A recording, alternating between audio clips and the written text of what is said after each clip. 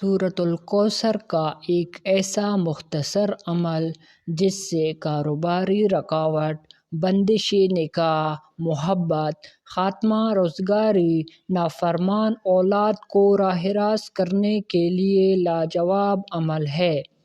کر کے آزمائیں اور فائدہ اٹھائیں۔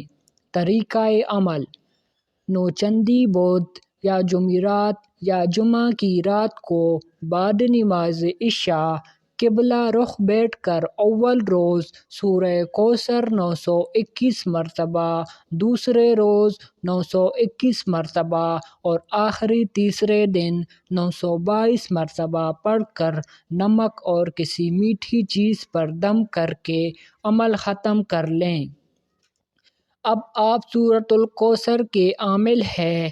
عمل قابو میں رکھنے کے لیے روزانہ 121 مرتبہ پڑھا کریں۔